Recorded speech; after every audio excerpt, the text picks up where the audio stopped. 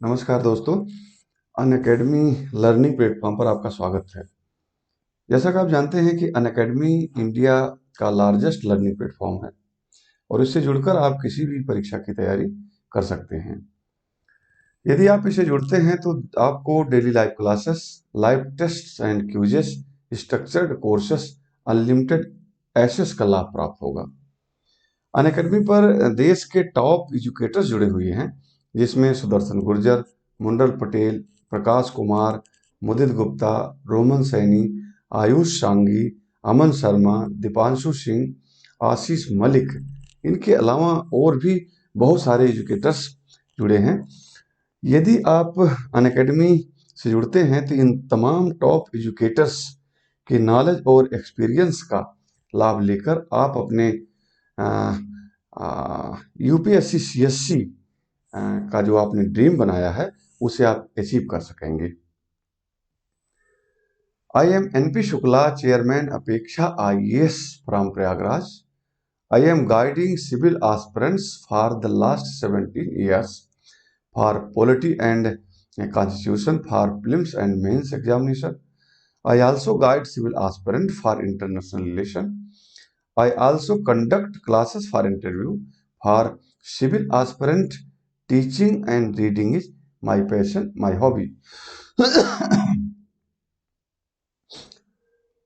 Unacademy के द्वारा 5,500 से ज़्यादा कोर्सेस यूपीएससी सीएससी के लिए लॉन्च किए गए हैं और इनका लाभ आपको तभी मिलेगा जब आप अनअकैडमी का सब्सक्रिप्शन लेंगे।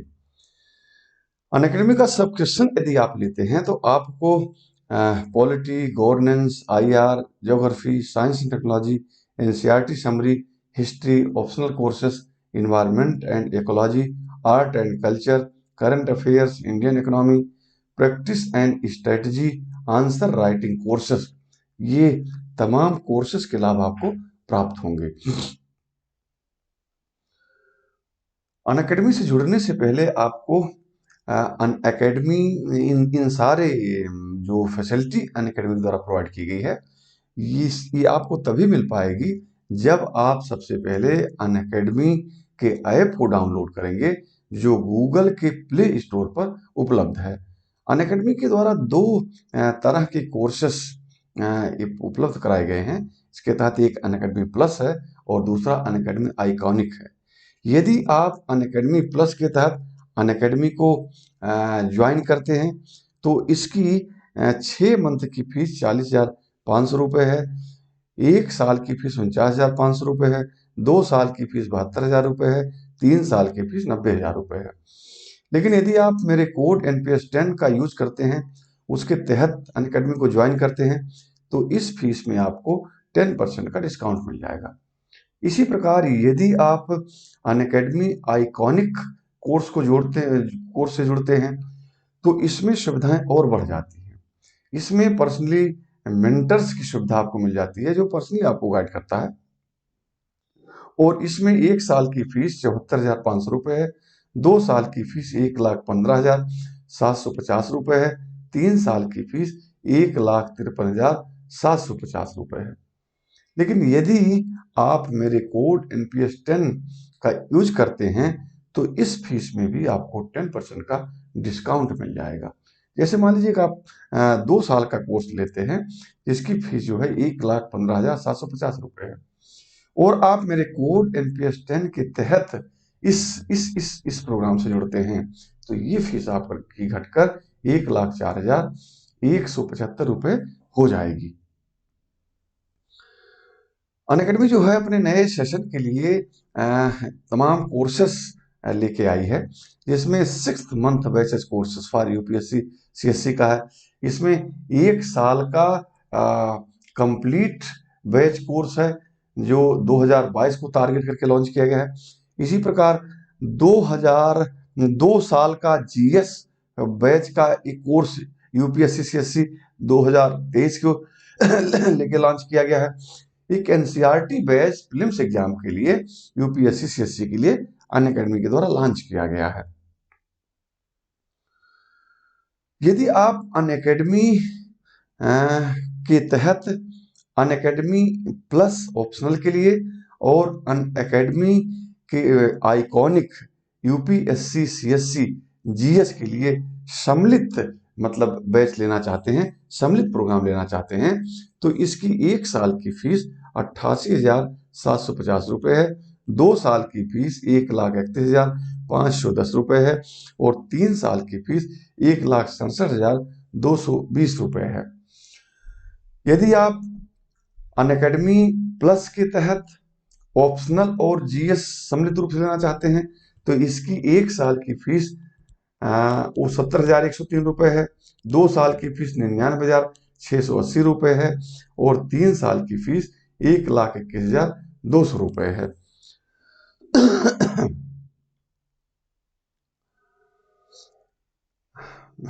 मैं भारत के एकीकरण के संबंध में चर्चा कर रहा हूं और पिछले लेक्चर्स में हमने देखा कि भारत को वर्तमान स्वरूप में लाने के लिए क्या क्या प्रयास किए गए।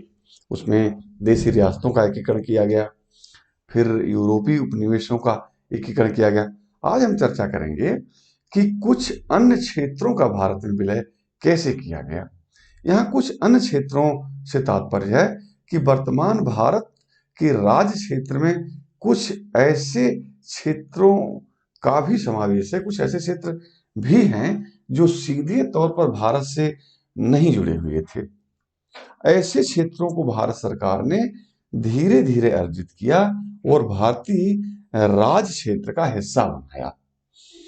असल में संविधान जिस समय बन रहा था उस समय मतलब स्वतंत्रता के तुरंत बाद की जो स्थिति थी, तो कुछ क्षेत्र ऐसे थे जो भारत के मुख्य भूभाग से नहीं जुड़े हुए थे। ऐसे क्षेत्रों में प्रमुख रूप से जैसे सिक्किम था, लक्षद्वीप था, अंडमान निकोबार द्वीप समूह था। इसी पर हम चर्चा करेंगे कि ये क्षेत्र जो प्रत्यक्ष रूप से संविधान निर्माण के समय भारत के नियंत्रण में नहीं थे, भारत के साथ नहीं जुड़े हुए थे, तो उन्हें किस प्रक्रिया के द्वारा भारत में उनका विलय किया गया और विलय करते हुए उन्हें भारत का हिस्सा बनाया गया। तो सबसे पहले हम देखते हैं कि एक्सेशन ऑफ सिक्किम, सिक्किम का विलय कैसे किया गया, सिक्किम भारत का हिस्सा कैसे बना।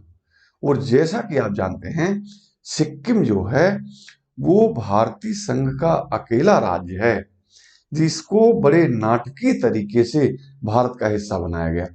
अकेला राज्य है जिसे भारतीय संघ का राज्य का दर्जा देने से पहले उसे सहयोगी राज्य का दर्जा देना पड़ा था, सहयोगी राज्य संयुक्त राज्य का दर्जा देना पड़ा था। अब ये सहयोगी राज्य क्या है या संयुक्त राज्य क्या है, इस पर हम चर्चा करते हैं।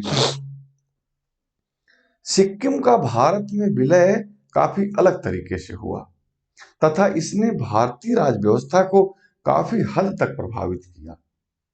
असल में ब्रिटिश हुकूमत के दौरान, ब्रिटिश शासन के दौरान सिक्किम भी एक देशी रियासत के रूप में था। सिक्किम भी एक देशी रियासत हुआ करती थी। इसका शासक वंशानुगत होता था जिसे चोग्याल कहा जाता था। चोग्याल का मतलब है उनका जो एक पारंपरिक पद था। भारत की स्वतंत्रता के समय सिक्किम की जनता का एक बड़ा भाग भारत के साथ विलय चाहता था। सिक्किम जो देशी रियासत थी, उस देशी रियासत का शासक जो चोग्याल कहलाता था, वो तो भारत में नहीं विलय करना चाहता था, क्योंकि अगर सिक्किम भारत में विलय होता तो चोग्याल की शक्ति समाप्त हो जाती, शासक की शक्ति समाप्त हो जाती, क्योंकि भारत जो है वो लोकतंत्रात्मक व्यवस्था को अपना रहा था। भारत लोकतंत्रात्मक व्यवस्था को लेके आ रहा था। लोकतंत्रात्मक व्यवस्था में जैसा कि आप जानते हैं कि शक्ति जो है वो जनता में चली जाती है, व्यक्ति विशेष में नहीं रहती, शासक या राजा में नहीं होती है। इसी डर से, इसी भय से सिक्किम का शासक जो चोग्याल कहलाता था वो भारत में विलय करने के विरुद्ध था। लेकिन चूंकि सिक्किम की जनता जो है वो भारत के आधुनिक राष्ट्र निर्माण की प्रक्रिया में बराबर हिस्सेदार थी, बराबर भाग ले रही थी। इसलिए सिक्किम की जनता जो है वो स्वयं भारत का अंग मान रही थी। इसीलिए सिक्किम की ये चाहत थी, सिक्किम की जनता की इच्छा थी कि सिक्किम को भारत में मिलाया जाए। मई 1974 में सिक्किम कांग्रेस ने लोकतंत्र की ओर एक बड़ा कदम बढ़ाते हुए चोग्याल के शासन की समाप्ति का निर्णय किया। सिक्किम कांग्रेस ने लोकतंत्र की दिशा में एक बड़ा कदम उठाते हुए चोग्याल के शासन को समाप्ति करने का निर्णय लिया और इस निर्णय के अनुरूप सिक्किम की विधानसभा ने एक कानून बनाया, एक एक्ट पारित किया जिसका नाम था सिक्किम शासन अधिनियम 1974। इस कानून को पारित किया गया ताकि चोग्याल के शासन को समाप्त किया जा सके।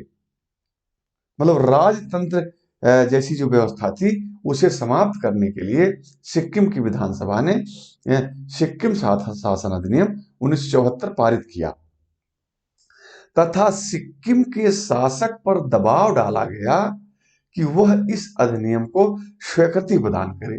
क्योंकि आप जानते हैं कि जब तक सिक्किम का शासक उस अधिनियम को पारित नहीं कर देता, उस बिल को पारित नहीं कर देता, उस विधेयक को पारित नहीं कर देता जो उसको हटाने के लिए बनाया गया था, तब तक वो विधेयक जो है अधिनियम में परिवर्तित नहीं हो सकता था। जैसा कि आप जानते हैं कि कोई विधेयक जो है वो अधिनियम में तभी कन्वर्ट हो पाता है जब उसको विधानमंडल अगर द्विसदनीय है तो दोनों सदनों के द्वारा पारित किया जाए। उसके बाद उस राज्य क्षेत्र का प्रधान कौन है, जिसके नाम से उस राज्य की शासन व्यवस्था चलाई जाती है, वो प्रधान व्यक्ति, वो शासक व्यक्ति जब तक उस पर अपनी स्वीकृति प्रदान नहीं करेगा तब तक वह बिल एक्ट में कन्वर्ट नहीं होगा, तब तक वह बिल एक्ट में परिवर्तित नहीं होगा।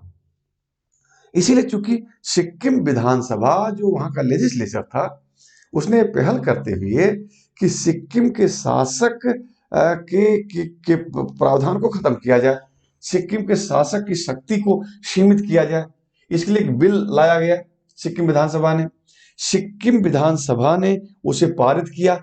उसके बाद सिक्किम के शासक को दबाव डाला गया कि वो इस अधिनियम को स्वीकृति प्रदान करे, क्योंकि जब तक वो इस अधिनियम को, इस बिल को स्वीकृति नहीं प्रदान करेगा तब तक वो कानून के रूप में अस्तित्व में नहीं आ पाएगा। लेकिन चूंकि दबाव बस सिक्किम के शासक ने उस बिल पर अपनी स्वीकृति प्रदान कर दी और उसके प्रदान करते ही वो बिल एक्ट के रूप में अस्तित्व में आ गया। जैसे ही सिक्किम के शासक ने इस अधिनियम को अपनी स्वीकृति प्रदान की, सिक्किम राज्य की प्रभावी शक्ति शासक के हाथ से निकलकर सिक्किम विधानसभा के पास चली गई। अब शासक जो है, सिक्किम का शासक अर्थात चोग्याल जो है, सिर्फ संवैधानिक व सैद्धांतिक अध्यक्ष रह गया। अभी तक वो पूरी तरह से शक्ति का व्यवहारिक प्रयोग करता था, शक्ति पूरी की पूरी शक्ति उसमें निहित थी। लेकिन इस कानून के अस्तित्व में आने से जो शक्ति शासक में निहित थी वो शक्ति शासक से निकलकर सिक्किम विधानसभा के पास चली गई और सिक्किम का शासक जो था वो संवैधानिक सैद्धांतिक नाम मात्र का व औपचारिक अध्यक्ष मात्र रह गया। इसी समय सिक्किम विधानसभा ने एक और संकल्प पारित करके भारत के संसदीय तंत्र, आर्थिक तंत्र तथा राजनीतिक संस्थाओं में सिक्किम का प्रतिनिधित्व करने की इच्छा प्रकट की। सिक्किम विधानसभा का मन था, सिक्किम विधानसभा की इच्छा थी कि सिक्किम को भारत के का जो संसदीय तंत्र है, मतलब जो लोकसभा राज्यसभा है, भारत का जो आर्थिक इकोनॉमिकल सिस्टम है और भारत की जो राजनीतिक संस्थाएं हैं, पॉलिटिकल इंस्टीट्यूशंस हैं, उसमें सिक्किम के प्रतिनिधियों को भी लिए जाने का प्रावधान किया जाए। इस संकल्प को प्रभावी बनाने के लिए सिक्किम भारतीय संसद ने 35वां संविधान संशोधन अधिनियम 1974 पारित किया। मतलब सिक्किम की विधानसभा ने जो संकल्प पारित करके इच्छा जाहिर की कि सिक्किम को भारत के संसदीय तंत्र में, आर्थिक तंत्र में तथा राजनीतिक संस्थाओं में सिक्किम को प्रतिनिधित्व दिया जाए, सिक्किम को भी शामिल किया जाए। इसी संकल्प को प्रभावी बनाने के लिए इंडियन पार्लियामेंट ने, भारतीय संसद ने 35वां संविधान संशोधन अधिनियम 1974 पारित किया, जिसके तहत प्रावधान किया गया, मतलब 35वें संविधान संशोधन में के द्वारा जो कानून बनाया गया, इस कानून में जो प्रमुख प्रावधान किया गया, तो इसमें पहला प्रावधान तो यह किया गया कि चूंकि सिक्किम कह रही है कि हमको भारत के संसदीय तंत्र में प्रतिनिधित्व दिया जाए, तो इसे व्यवहारिक रूप देने के लिए इस कानून में प्रावधान किया गया कि सिक्किम को भारतीय संसद के दोनों सदनों में दो प्रतिनिधि भेजने का अधिकार दिया गया, जिन्हें भारत के राष्ट्रपति और उपराष्ट्रपति के चुनाव में मत देने के अधिकार को छोड़कर वे सभी अधिकार व विशेषाधिकार प्राप्त होंगे जो भारत के संसदों में निहित हैं। इसका मतलब है कि 35वां संविधान संशोधन 1974 ने यह प्रावधान किया कि इस संशोधन के द्वारा जो सिक्किम विधानसभा ने एक संकल्प पारित किया था, उस संकल्प को व्यवहारिक रूप देने के लिए, उस संकल्प को कार्यान्वित करने के लिए 35वें संविधान संशोधन 1974 के द्वारा प्रावधान कर दिया गया कि ठीक है, सिक्किम के दो प्रतिनिधि, 2 लोकसभा के लिए, 2 राज्यसभा के लिए आएंगे। इन दोनों प्रतिनिधियों को वो सारे अधिकार और विशेषाधिकार प्राप्त होंगे जो भारत के संसद के, जो भारत राज्य से चुने गए निर्वाचित सांसदों को प्राप्त होते हैं। लेकिन राष्ट्रपति और उपराष्ट्रपति के चुनाव में मत देने का अधिकार सिक्किम से आए प्रतिनिधियों को नहीं होगा। जैसा कि आप जानते हैं कि राष्ट्रपति और उपराष्ट्रपति का चुनाव एक निर्वाचक मंडल के द्वारा होता है, और राष्ट्रपति और उपराष्ट्रपति के निर्वाचक मंडल में, जैसे राष्ट्रपति के निर्वाचक मंडल में तो लोकसभा के निर्वाचित सदस्य, राज्यसभा के निर्वाचित सदस्य, राज्य विधानसभाओं के निर्वाचित सदस्य तथा जिन यूटीज में विधानसभाएं स्थापित हैं, उन यूटीज की विधानसभाओं के निर्वाचित सदस्य मिलकर राष्ट्रपति का निर्वाचक मंडल बनता है। उपराष्ट्रपति के चुनाव में लोकसभा और राज्यसभा के सभी सदस्यों को शामिल किया गया है। इसका तात्पर्य है कि राष्ट्रपति और उपराष्ट्रपति का चुनाव लोकसभा और राज्यसभा के सदस्यों के द्वारा किया जाता है। चूंकि लोकसभा और राज्यसभा में अब 2 सदस्य सिक्किम से भी शामिल हो रहे हैं, तो 35वें संविधान संशोधन 1974 के द्वारा प्रावधान किया गया कि जो प्रतिनिधि लोकसभा और राज्यसभा में सिक्किम के कोटे से आए हैं, वे राष्ट्रपति और उपराष्ट्रपति के चुनाव में भाग नहीं लेंगे। उन्हें राष्ट्रपति और उपराष्ट्रपति के चुनाव में वोट देने का अधिकार उनके पास नहीं होगा, जैसा कि अन्य लोकसभा और राज्यसभा के सदस्यों के पास होगा। यह पहला प्रावधान किया गया संविधान 35वें संविधान संशोधन के तहत। दूसरा प्रावधान किया गया 35वें संविधान संशोधन के द्वारा, यह प्रावधान किया गया कि सिक्किम भारत राज्य क्षेत्र का भाग नहीं होगा। क्लियर किया गया, इसे स्पष्ट किया गया कि भाई सिक्किम को के जो 2 प्रतिनिधियों को भारत के संसदीय तंत्र में प्रतिनिधित्व प्रदान किया जा रहा है, इसका ये तात्पर्य नहीं होगा कि सिक्किम भारत का हिस्सा है, भारत का पार्ट है, भारत का भाग है, बल्कि सिक्किम भारत का एक सहयुक्त, एक सहयोगी राज्य होगा। अच्छा, सहयोगी राज्य कैसे होगा? इसे एसोसिएट स्टेट कहा गया। सिक्किम जो है वो भारत का एसोसिएट स्टेट होगा। ये प्रावधान भी 35वें संविधान संशोधन द्वारा किया गया। तो ये संयुक्त या सहयोगी राज्य का क्या मतलब, एसोसिएट स्टेट का क्या मतलब है, इसको ठीक समझेंगे आप जब आप तीसरे पॉइंट पर चर्चा कर लेंगे। 35वें संविधान संशोधन 1974 के द्वारा तीसरा प्रावधान ये किया गया कि सिक्किम के विदेशी मामले मतलब एक्सटर्नल अफेयर्स जो उसका वैदेशिक संबंध होगा, और प्रतिरक्षा मतलब डिफेंस, संचार कम्युनिकेशन, तथा सोशल वेलफेयर समाज कल्याण का दायित्व भारत सरकार पर होगा। असल में सिक्किम ने जब संकल्प पारित करके भारत से कहा कि उसे भारत के संसदीय तंत्र में, आर्थिक तंत्र में, राजनीतिक संस्थाओं में प्रतिनिधित्व दिया जाए, ये उसकी इच्छा है, वो ऐसा चाह रहा है, सिक्किम ऐसा चाह रहा है। तो भाई ठीक है, हम आपको कुछ दे रहे हैं तो आपसे कुछ लेंगे भी तो। भाई समझौता एक तरफा तो होता नहीं। समझौता अगर आप हमको कुछ दे रहे हैं, हमको आपको कुछ दे रहे हैं, तो आप भी हमको कुछ दीजिए। तो भारत सरकार ने 35वें संविधान संशोधन के माध्यम से ये प्रावधान किया कि भाई ठीक है, हम सिक्किम के लोकसभा और राज्यसभा में प्रतिनिधित्व देंगी।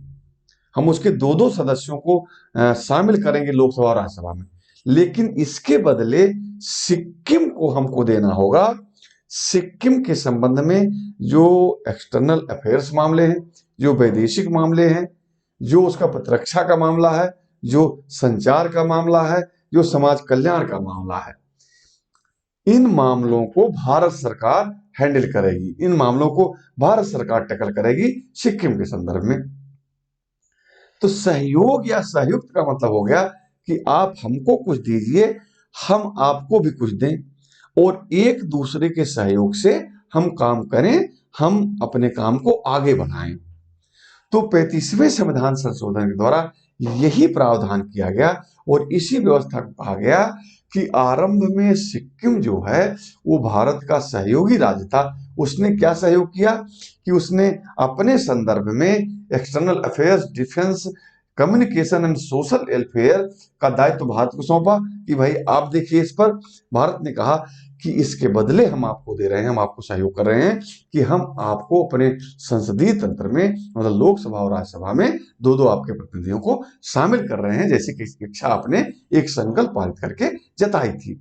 तो इसी प्रक्रिया को, इसी प्रावधान को कहा गया एसोसिएट स्टेट, सहयोगी या संयुक्त राज्य।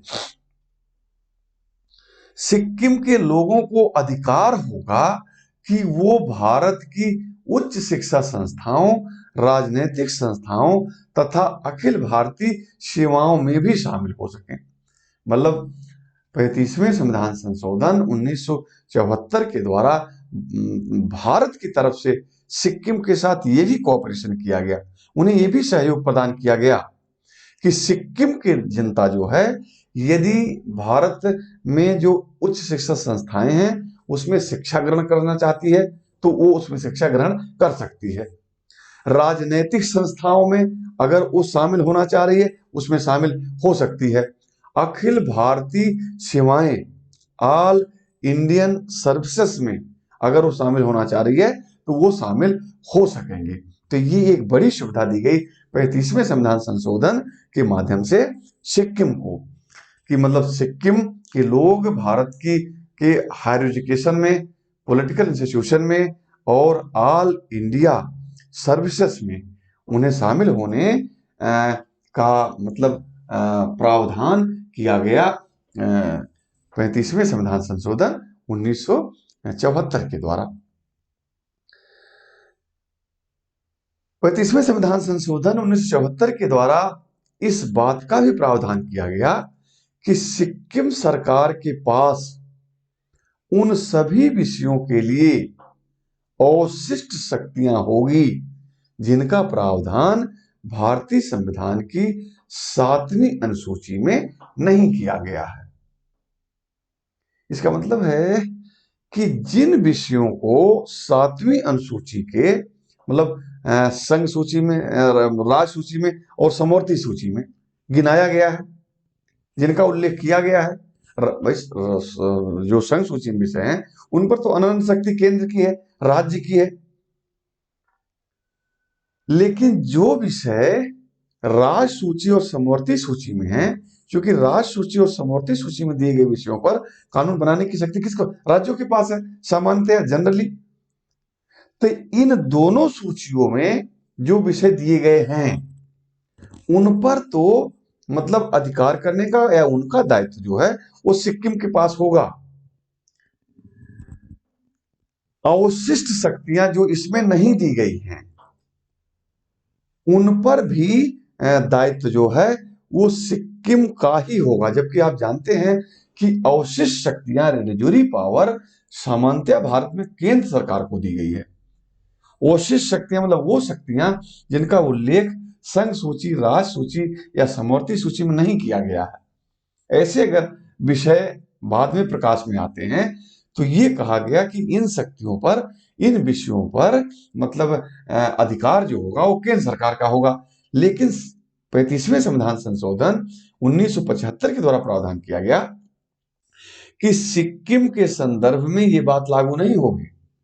सिक्किम के संदर्भ में जो विषय राज्य सूची, समवर्ती सूची में नहीं है उन्हें रेडिजरी पावर कहा जाएगा, उन्हें अवशिष्ट शक्ति कहा जाएगा और उन अवशिष्टियों पर जो अधिकार होगा वो सिक्किम का होगा, न कि केंद्र सरकार का होगा, जैसा कि अन्य राज्यों के बारे में ये प्रावधान किया गया है।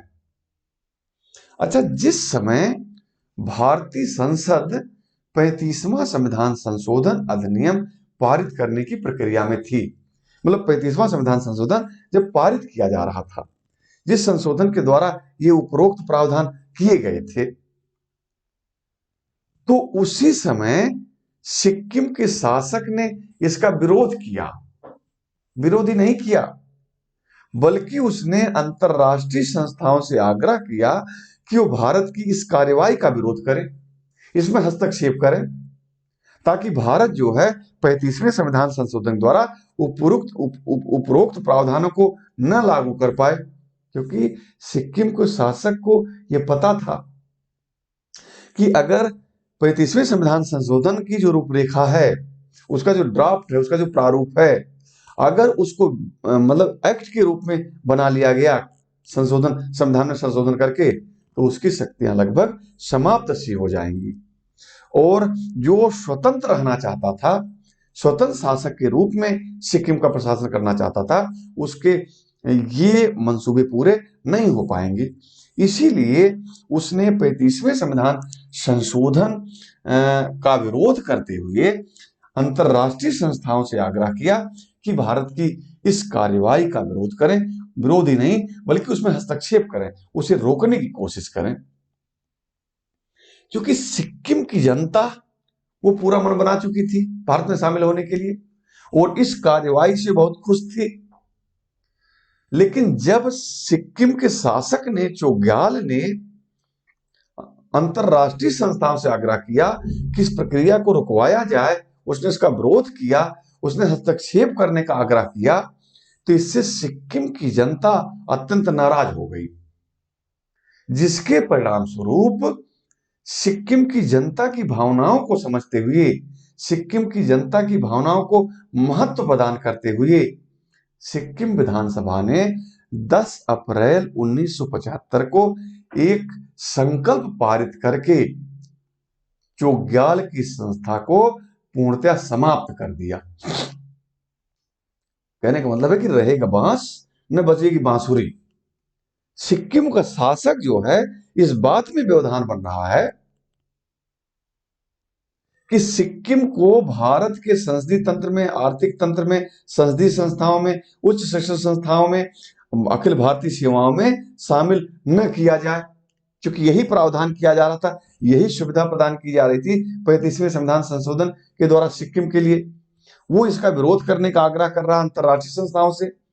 इसलिए सिक्किम की जनता बेहद नाराज हुई और सिक्किम की जनता की इसी भावनाओं को, इसी मनोभाव को समझते हुए सिक्किम विधानसभा ने 10 अप्रैल 1975 को एक संकल्प पारित किया और इस संकल्प को पारित करके, इस रिसोल्यूशन को पारित करके चोग्याल की संस्था को पूर्णतया समाप्त कर दिया गया। मतलब उस संस्था को ही, उस इंस्टीट्यूशन को ही समाप्त कर दिया गया जो पारंपरिक रूप से चली आ रही थी।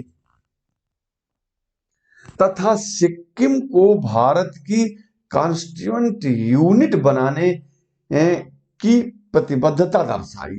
मतलब इस संकल्प के द्वारा पहला काम तो ये किया गया कि चोग्याल की संस्था को समाप्त कर दिया गया, जो आनुवंशिक संस्था थी, जो पारंपरिक संस्था थी। और दूसरे साथ साथ दूसरी बात, इसके साथ साथ इस संकल्प में ये इच्छा जाहिर की, ये प्रतिबद्धता दर्शाई गई, ये कमिटमेंट दर्शाया गया कि सिक्किम को भारत का कॉन्स्टिट्यूएंट यूनिट बनाया जाए, सिक्किम को भारत का संगठक इकाई बनाई जाए। सिक्किम विधानसभा का यह संकल्प सिक्किम की जनता के अनुमोदन के लिए पेश किया गया। भारत सरकार ने आग्रह किया सिक्किम से कि पहले भारत का संगठक इकाई बनने के पूर्व कि सिक्किम को भारत की संगठक इकाई बनाई जाए, इससे पहले जरूरी है कि इस मुद्दे पर जनता की राय जान ली जाए। जनता की राय जानने, क्योंकि भारत लोकतंत्र है, भारत में सारा काम जनता की राय से होता है, जनता की स्वीकृति और सहमति से होता है। और अगर सिक्किम भी भारत का कॉन्स्टिट्यूएंट यूनिट बनना चाह रहा है, संगठित इकाई बनना चाह रहा है, तो पहले वहां की जनता की राय जानिए। तो विधानसभा का यह संकल्प सिक्किम की जनता के अनुमोदन के लिए, सिक्किम की जनता की राय जानने के लिए जनता के समक्ष पेश किया गया, जिसे सिक्किम की जनता ने बड़े प्रचंड बहुमत से स्वीकार कर लिया। तो पहले से सिक्किम के अंदर तैयार बैठी थी, वो तो पहले से अपने शासक पर दबाव डाल रही थी सिक्किम में विलय करने के लिए। तो इस संकल्प से सिक्किम की जनता बड़ी प्रसन्न हुई और इस प्रस्ताव को, इस मतलब संकल्प को उसने एक प्रचंड बहुमत से, एक भारी बहुमत से स्वीकार किया। तत्पश्चात सिक्किम के मुख्यमंत्री ने भारत सरकार से औपचारिक अनुरोध किया कि इस जनमत संग्रह के परिणाम को क्रियान्वित किया जाए। मतलब सिक्किम की जनता की जो राय आई है, उस संकल्प के अनुसरण में, उस राय को कि हाँ हम भारत में मिलना चाहते हैं, हम भारत की इकाई बनना चाहते हैं, भारत के मतलब हम यूनियन में शामिल होना चाहते हैं, इस परिणाम को क्रियान्वित किया जाए, ऐसा आग्रह किया गया सिक्किम के मुख्यमंत्री के द्वारा भारत सरकार से। यह अनुरोध किया गया, ये आधिकारिक अनुरोध था, एक औपचारिक अनुरोध था। इसके प्रत्युत्तर में भारतीय संसद ने 36वां संविधान संशोधन 1975 पारित किया। भारतीय संसद ने 36वां संविधान संशोधन 1975 पारित किया और 36वें संविधान संशोधन के माध्यम से सिक्किम को पूर्ण राज्य का दर्जा प्रदान कर दिया गया। सिक्किम को भारत का कह लीजिए कि कॉन्स्टिट्यूएंट यूनिट बना लिया गया और उसको भारतीय यूनियन में शामिल कर लिया गया। तो आप देख रहे हैं कि सिक्किम के संबंध में 2 संविधान संशोधन किए गए हैं। एक 35वां संविधान संशोधन 1974 में और दूसरा 36वां संविधान संशोधन 1975 में। इसके साथ ही संविधान में अनुच्छेद 371 भी शामिल किया गया, जिसमें सिक्किम के प्रशासन के संबंध में कुछ विशेष प्रावधान किए गए। जैसा मैंने आपको बताया था कि भारतीय संविधान में एक भाग है, भाग 21, इसमें एक अनुच्छेद 371 है। सिक्किम का भाग 21, संविधान के भाग 21 का नाम है अस्थाई, मतलब ट्रांजिशनल प्रोविजंस, अस्थाई तथा संक्रमणकालीन प्रावधान। और इसमें अनुच्छेद 71 में उन राज्यों को रखा गया है जिन्हें कुछ विशेष सुविधाएं दी गई हैं, विशेष राज्य का दर्जा दिया गया है। इसमें 11 राज्य हैं, महाराष्ट्र है, गोवा है, गुजरात है, आंध्र प्रदेश है, सिक्किम है, असम है, अरुणाचल प्रदेश है, मणिपुर है, उसमें त्रिपुरा भी शामिल है। ये इन सारे राज्यों को मतलब अनुच्छेद 371 में, नागालैंड है 371। इसी प्रकार सिक्किम को भी जब भारत का संघ बना, भारतीय संघ में शामिल किया गया, भारतीय यूनियन में शामिल किया गया, तो भारतीय यूनियन में शामिल करके क्योंकि वहां के विकास के लिए भी कुछ विशेष सुविधाओं की जरूरत थी, उसी विशेष सुविधाओं के मद्देनजर, उसी विशेष सुविधाओं को देखते हुए भाग 21 के अंतर्गत अनुच्छेद 371 में च का मतलब सृजन किया गया, खंड च का सृजन किया गया और 371 चा में सिक्किम का प्रावधान किया गया, ताकि सिक्किम के विकास के लिए भी केंद्र सरकार के द्वारा कुछ विशेष सुविधाएं दी जाएं और इन सुविधाओं के बदौलत, इन सुविधाओं के माध्यम से सिक्किम राज्य जो है वो अपना विकास कर सके।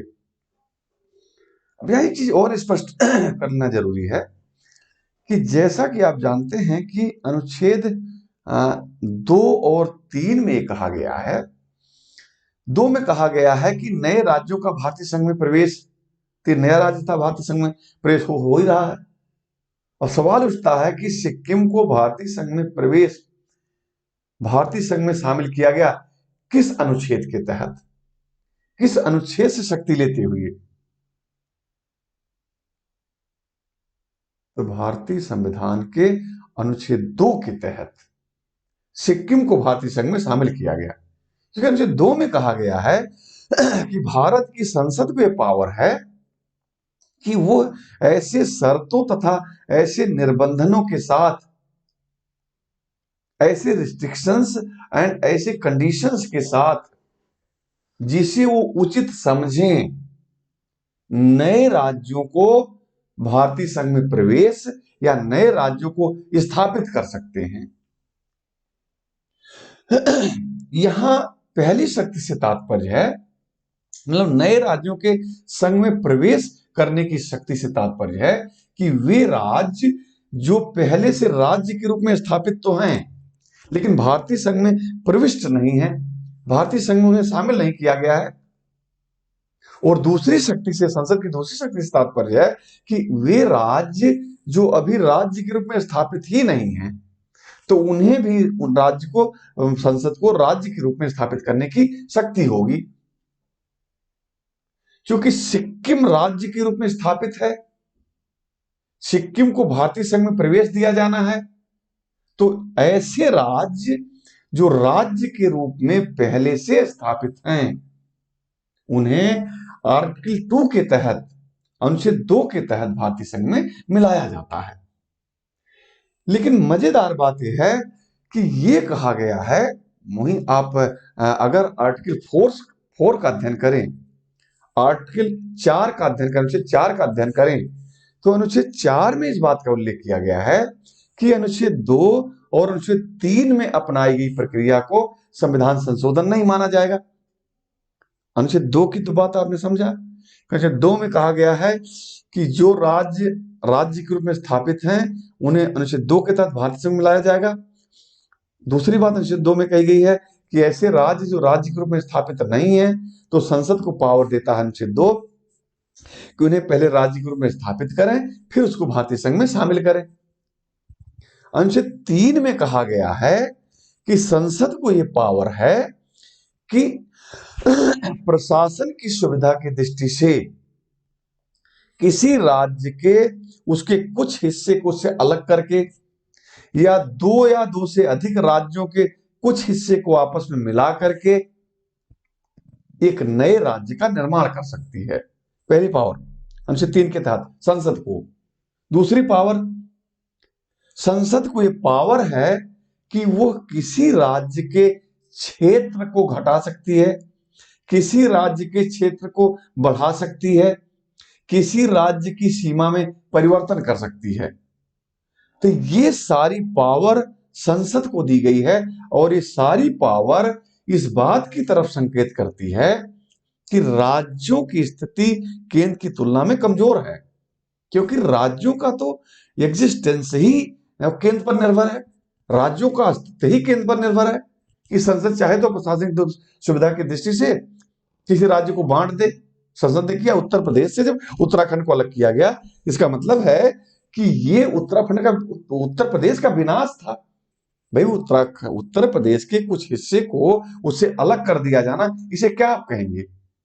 उत्तर प्रदेश चाह के भी कुछ नहीं कर सकता, क्योंकि ये करने के लिए संसद जो है वो राज्यों की राय तो जानती है। हालांकि मूल संविधान में राज्यों की राय को जानने की अपेक्षा नहीं की गई थी। इसे 25वें संविधान संशोधन 1955 के द्वारा प्रावधान किया गया कि अगर संसद नया राज्य बना रही है तो जिन राज्यों के क्षेत्रों को लेकर राज्य बना रही है उन राज्यों की विधानमंडलों की राय जान ले। लेकिन उन राज्यों द्वारा दी गई राय के अनुसार काम करना संसद के लिए जरूरी नहीं था, चाहे तो माने चाहे तो न माने। इसका मतलब है कि पूरी की पूरी शक्ति किसकी है? संसद की है। तो ये तो प्रक्रिया अनुच्छेद 2 और 3 की है। अनुच्छेद 4 ये कहता है कि अनुच्छेद 2 और 3 में अपनाई गई प्रक्रिया को संविधान संशोधन नहीं माना जाएगा। ये संविधान संशोधन नहीं है। 368 में जो संविधान संशोधन की प्रक्रिया है वो प्रक्रिया, वो शक्ति नहीं माना जाएगा। तो सवाल अब उठता सिक्किम के बारे में, क्योंकि सिक्किम को अनुच्छेद 2 के तहत भारतीय संघ में शामिल किया गया, तो फिर सिक्किम के संदर्भ में जो 35वां और 36वां संविधान संशोधन किया गया, ये क्या है? जब 4 कह रहा है कि 2 और 3 में अपनाई गई प्रक्रिया को संविधान संशोधन नहीं माना जाएगा, तो सवाल ये उठता है कि भाई 4 कह रहा संविधान संशोधन की आवश्यकता नहीं है, लेकिन सिक्किम के बारे में 2 संशोधन किए गए, तो ये संशोधन फिर किस लिए किए गए? तो इसका उत्तर ये है कि सिक्किम को भारतीय संघ में मिलाने के लिए या भारत में पूर्ण राज्य का दर्जा देने के लिए यह संशोधन नहीं था। यह संशोधन था सिक्किम के स्टेटस को चेंज करने के लिए। सिक्किम का स्टेटस पहले का था, क्या था? एक देशी रियासत का था। उसके स्टेटस को 35वें संविधान संशोधन द्वारा चेंज करके क्या किया गया? संयुक्त राज्य बनाया गया। और अभी जो दूसरा संविधान संशोधन हुआ, उसके पहले सिक्किम का स्टेटस क्या था? संयुक्त या सहयोगी राज्य का दर्जा था। 36वें संविधान संशोधन के द्वारा उसके स्टेटस को, उसके दर्जे को क्या चेंज करके कर दिया गया? उसे भारतीय संघ में पूर्ण राज्य का दर्जा दे दिया गया। इसका मतलब है कि जो 35वां और 36वां संविधान संशोधन किया गया, वो न तो 2 या 3 में अपनाई गई प्रक्रिया के लिए नहीं, बल्कि सिक्किम के दर्जे को बढ़ाने के लिए, सिक्किम के स्टेटस को बढ़ाने के लिए। पहले सिक्किम देशी रियासत थी, उससे उसका स्टेटस बढ़ाया गया कि सिक्किम जो है वो भारत का सहयोगी राज्य, भारत का संयुक्त राज्य है, भारत के साथ मिलकर काम करेगा। कुछ मामलों में भारत को सहयोग करेगा, कुछ मामलों में सिक्किम भारत को सहयोग करेगा। और 36वां संविधान संशोधन जो दूसरा किया गया सिक्किम के बारे में, वो इसलिए किया गया कि सिक्किम को पूर्ण राज्य का दर्जा दिया गया। पूर्ण राज्य के दर्जे का स्टेटस देने के लिए, स्तर प्रदान करने के लिए संविधान में 36वां संविधान संशोधन किया गया। इस तरह के सवाल आपसे अक्सर इंटरव्यू बोर्ड के समक्ष पूछे जाते हैं। अच्छा, दूसरा जो अन्य क्षेत्र था जो भारत के मुख्य भूभाग से कटा हुआ था, जिसे एक्सेशन ऑफ लक्षद्वीप कहा जाता है, लक्षद्वीप का भारत में विलय। तो लक्षद्वीप का भारत में विलय कैसे हुआ? फिर लक्षद्वीप का भारत में विलय बड़े नाटकीयता तरीके से हुआ। लक्षद्वीप भारत के मुख्य भूभाग से पूरी तरह से कटा हुआ क्षेत्र था, जलीय क्षेत्र था। इसे 15 अगस्त 1947 के कई दिनों बाद भारत की स्वाधीनता की, भारत की स्वतंत्रता की सूचना प्राप्त हुई थी। मतलब भारत स्वतंत्र हो गया, लक्षद्वीप को पता ही नहीं है कि भारत स्वतंत्र हो गया है। यद्यपि लक्षद्वीप पाकिस्तान से काफी दूर था, लेकिन लक्षद्वीप की जो डेमोग्राफी थी, तो लक्षद्वीप में मुस्लिम आबादी का बाहुल्य था। सरदार वल्लभ भाई पटेल को एक आशंका महसूस हुई कि कहीं लक्षद्वीप में मुस्लिम बहुलता की वजह से, मुस्लिम जनता के बहुसंख्यक होने के आधार पर पाकिस्तान उस पर अपना दावा न ठोक दे। खैर, भारत को इस बात से कोई दिक्कत नहीं थी, क्योंकि भारत कोई इस्लामिक देश तो था नहीं, भारत कोई धार्मिक देश तो था नहीं, धर्मतांत्रिक देश तो था नहीं। भारत में कोई भी रह सकता है, क्योंकि भारत एक धर्मनिरपेक्ष राज्य था। उसको इस बात से फर्क नहीं था कि भारत में मुस्लिम रहते हैं, भारत में हिंदू रहते हैं, भारत में ईसाई रहते हैं, भारत में पारसी रहते हैं, यहूदी रहते हैं, जैन, बौद्ध, कौन रहता है, इससे कोई मतलब नहीं। और सभी धर्मावलंबियों को भारत के विधि के द्वारा, भारत कानून द्वारा समान प्रोटेक्शन दिया गया है। तो भारत से इससे कोई मतलब नहीं था। सिक्किम भारत, लक्षद्वीप भारत में आए, स्वागत उसका था। लक्षद्वीप मुस्लिम बाहुल्य क्षेत्र है, इसलिए न आए, भारत पर कोई फर्क नहीं था। लेकिन पाकिस्तान चूंकि इस्लामी राज्य था, पाकिस्तान जो है वो स्वयं को एक इस्लामिक कंट्री के रूप में स्थापित किया था। इसलिए सरदार वल्लभ भाई पटेल को ये एक आशंका महसूस हुई कि वहां पर चूंकि मुस्लिम बाहुल क्षेत्र है, मुस्लिमों की संख्या ज्यादा है, इस आधार पर पाकिस्तान जो एक मुस्लिम कंट्री के रूप में खुद स्थापित हुआ है, वो इस आधार पर लक्षद्वीप पर अपना दावा ठोक दे। इसीलिए सरदार वल्लभ भाई पटेल ने भारतीय नौसेना का एक जहाज लक्षद्वीप भेजा। किस लिए? जिससे लक्षद्वीप में भारतीय ध्वज को फहराया जा सके। भारतीय ध्वज के फहराने का मतलब क्या है? ध्वज हमारा राष्ट्रीय प्रतीक है। हमारा ध्वज वहां वहां होता है जो हमारा क्षेत्र होता है, जिन क्षेत्रों पर हमारा नियंत्रण होता है, देश का नियंत्रण होता है, भारत का नियंत्रण होता है, या किसी देश के बारे में बात है कि जहां उस देश का नियंत्रण होगा, उस क्षेत्र में उस देश का ध्वज फहराया जाएगा। वो ध्वज उसके राष्ट्रीय अस्मिता का मतलब परिचायक होता है, प्रतीक होता है।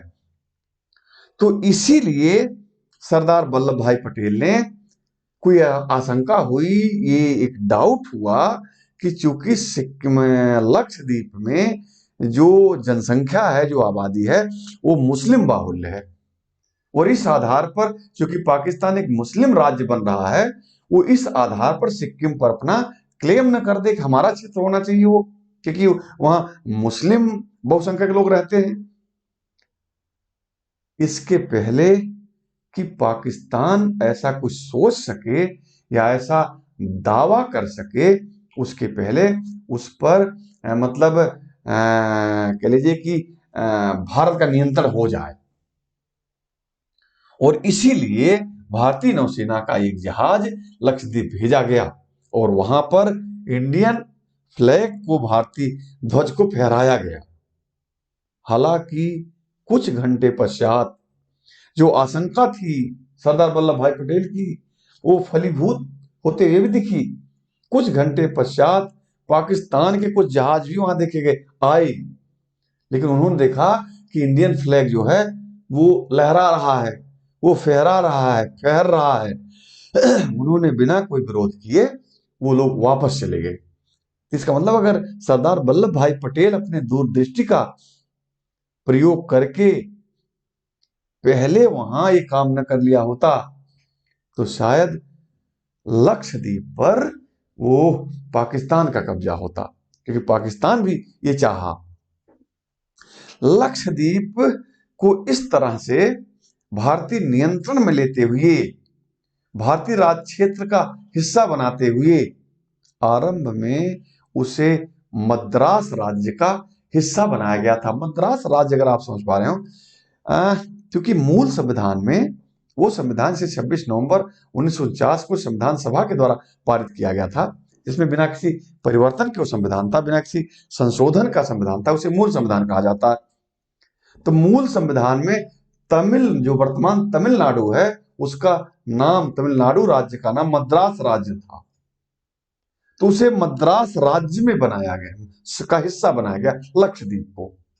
और आगे चलकर 1956 के राज्य पुनर्गठन अधिनियम, जानते हैं कि राज्य पुनर्गठन 1956 ये 7वें संविधान संशोधन के द्वारा अस्तित्व में आया था। इसमें तो बहुत सारे काम किए गए थे इस कानून के द्वारा।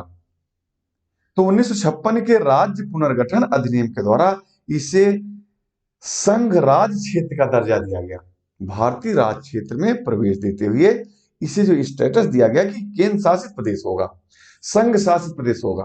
मतलब लक्षद्वीप प्रशासन राष्ट्रपति अपने द्वारा नॉमिनेट प्रशासक के माध्यम से शासन करेगा, मतलब केंद्र का शासन होगा उस पर। आरंभ में लक्षद्वीप का मूल नाम, जो वहां के ट्राइबल लोग रहते थे, उन्हें लक्काद्वीप, मिनिकोय या अमीनी द्वीप, अमीन दीवी द्वीप समूह कहा जाता था। उनका नाम था क्योंकि ट्राइबल्स लोग थे और अपने ट्राइबल संस्कृति की वजह से, अपने जनजाति संस्कृति के तहत उन्हें उसका नामकरण किया था। वो लोग कहते थे, नामकरण क्या करेंगे, वो लोग इस तरह से मतलब कहते थे कि हमारा ये लक्काद्वीप है, मिनिको है, अमीन दीवी द्वीप समूह है, इस नाम से जाना जाता था। लेकिन 1 नवंबर 1973 को इसका नाम बदलकर लक्षद्वीप कर दिया गया। तब से भारत के संविधान में लक्षद्वीप को, वो क्या नाम है, लक्षद्वीप को 1 नवंबर 1973 से लक्षद्वीप नाम से जाना जाता है। तो ये कहानी थी लक्षद्वीप के भारत में विलय की, जो एक नाटकीयता हुई लिए है। इसके लिए कहीं कोई ऐसा संविधान संशोधन, ऐसा परिवर्तन, ऐसा कानून नहीं बनाया गया, बल्कि है कि पहले वहां पहुंचकर लक्षद्वीप को भारतीय राज्य क्षेत्र का हिस्सा बनाया गया।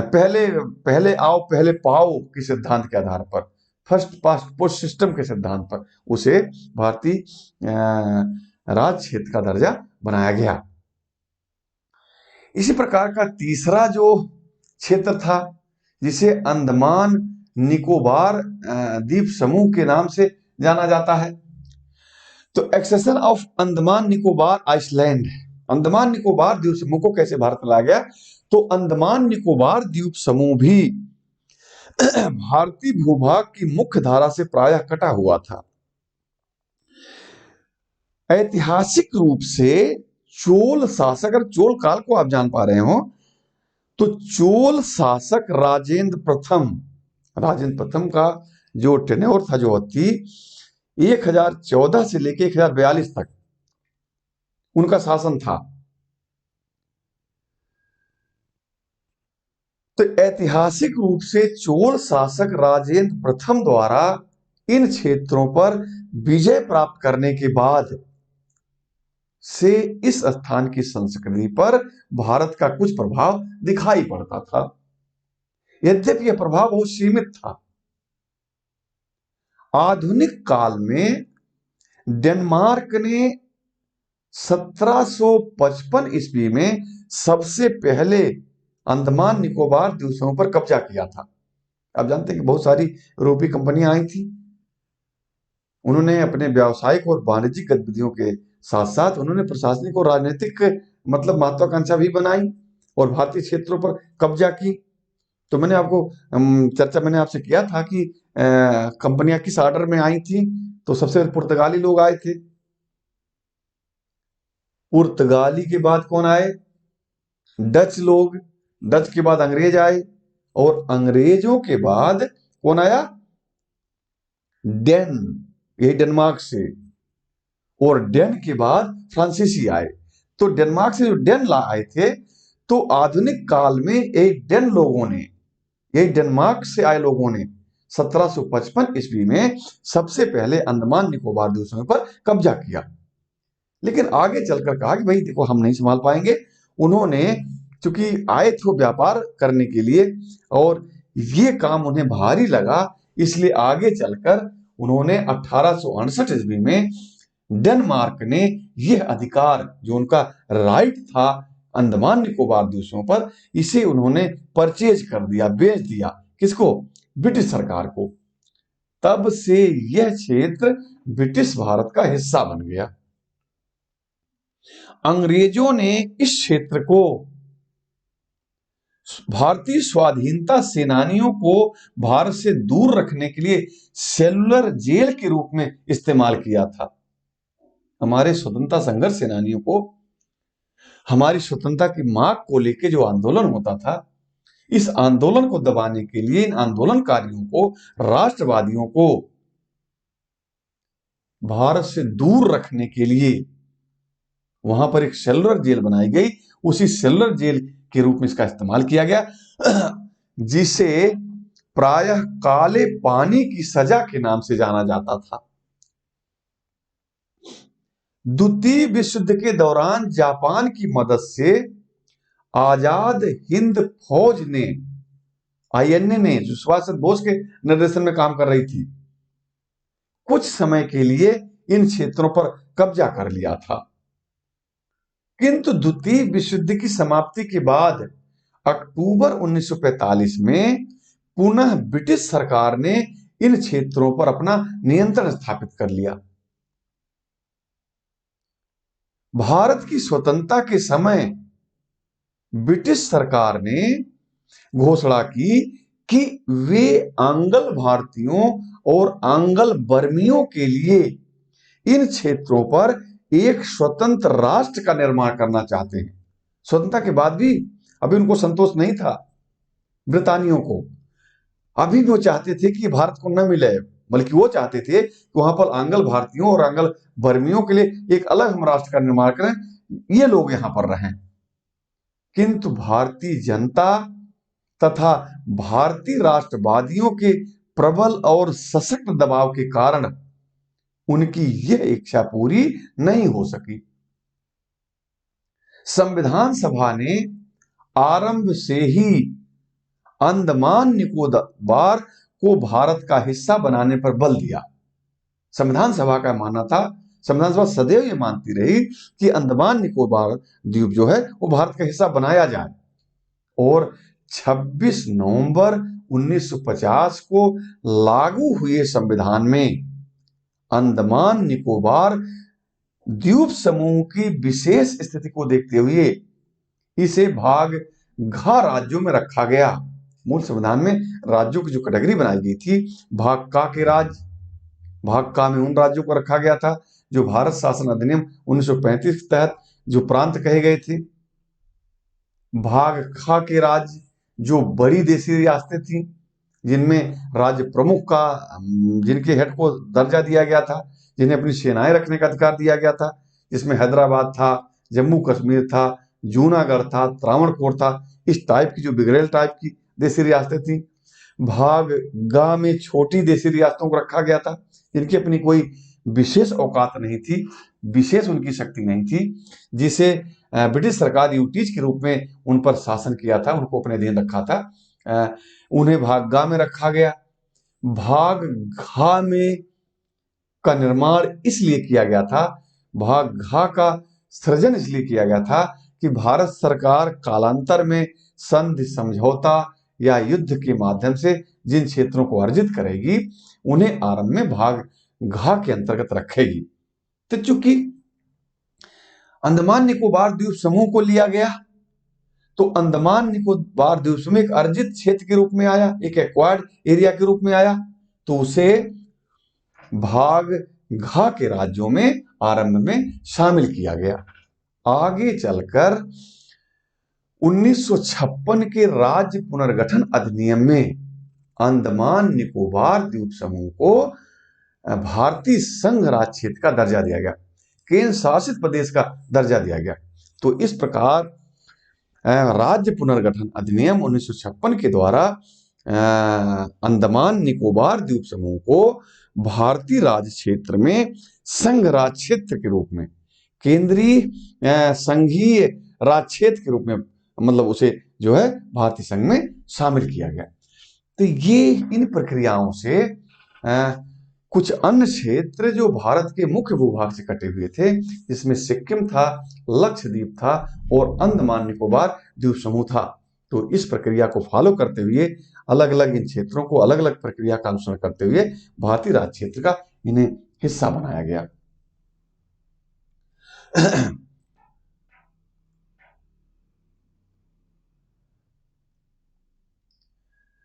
तो ये दोस्तों, अनअकैडमी कम्बैट नामक जो एक इनकी टेस्ट सीरीज लॉन्च की गई है, that is India's biggest free scholarship test for UPSC CSC exam. तो ये एक स्कॉलरशिप टेस्ट के रूप में इसका आयोजन किया गया है, और win from a scholarship pool of 1 crore, मतलब 1 करोड़ का एक पूल बनाया गया है। जो भी प्रतिस्पर्धी इस स्कॉलरशिप टेस्ट में, मतलब इसमें विनर होगा, उसे भी 1 करोड़ करोड़ का जो पूल इनका है उसमें वो भी शामिल होगा।